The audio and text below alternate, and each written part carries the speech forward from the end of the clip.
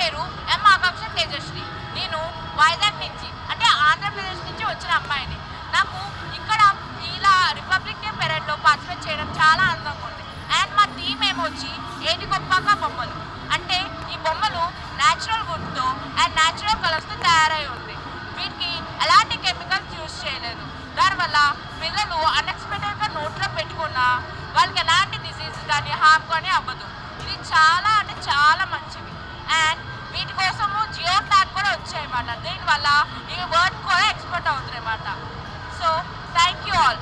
And ఈ బొమ్మలు మీరు అందరూ బాగా యూజ్ చేయొచ్చు, ఎందుకంటే దీనికి ఎలాంటి హార్మ్ కూడా రాదు కాబట్టి. అందరికీ నమస్కారం అండి. నా పేరు తనుష్ తేజ. నేను 10వ తరగతి విద్యార్థిని. మాది కోనసీమ జిల్లా.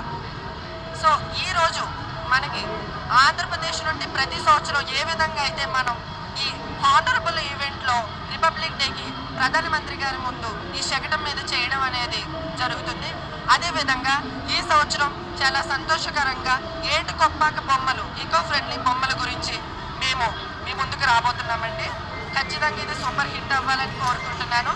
అదేవిధంగా మనందరికీ తెలుసు, ఈ ఆంధ్రప్రదేశ్లో మాత్రమే ఏదైతే మనం ఈ వుడ్ అనేది చేస్తున్నారో, ఐ మీన్ దట్ ఈ బొమ్మలు చేసే వుడ్ ఏదైతే ఉందో అదంతా కూడా మన స్టేట్లోనే తయారవుతుంది. సో అదేవిధంగా ఇది రాష్ట్ర వ్యాప్తంగానే కాదు, అంతర్జాతీయంగా ఇంటర్నేషనల్ వైడ్లో ఇది మనకి పబ్లిష్ అవుతూ ఉంటుంది ఈ ఏటుకొప్పాక బొమ్మలు అనమాట. అదేవిధంగా ఈ ఏటుకొప్పాక బొమ్మల ప్రత్యేకత ఏంటంటే ఇవి చాలా సహజ సిద్ధమైన రంగులు అనమాట.